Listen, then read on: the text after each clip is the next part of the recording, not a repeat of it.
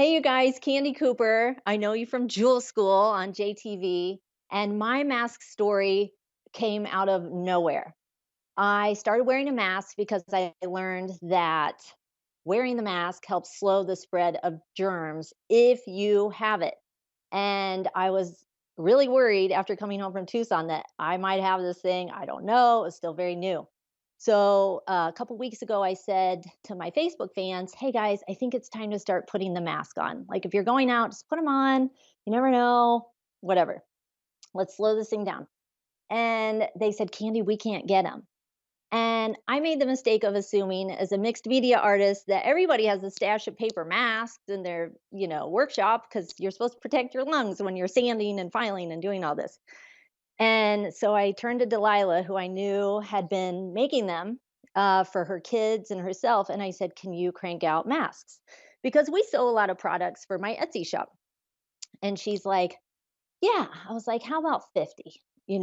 And so I got back on to my Facebook. I do a Facebook Live at 2:30, and I got back on and I said, "Here's the deal, guys." I said, "We're going to make you some masks. I have a boatload of fabric from my quilting stash, but I can't ask Delilah, who's been laid off kind of so she could watch her kids, to make all of these for free. So I'll donate the fabric, you pay her to sew." And so we started them out at $5 a mask.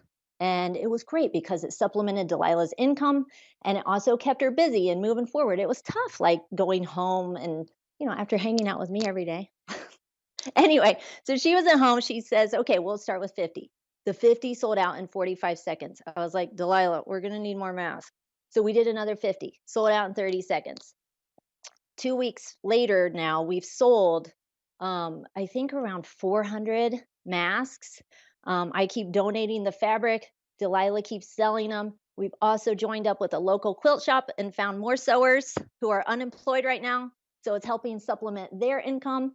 The big thing is I just couldn't ask people to make them for free. But I also felt like four, five, six, paying that to sewers was really reasonable to help keep them going while they're laid off or whatever.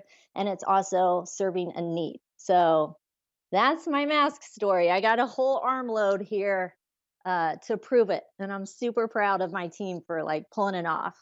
I hope you are all well and finishing up projects and making all of those things on your list.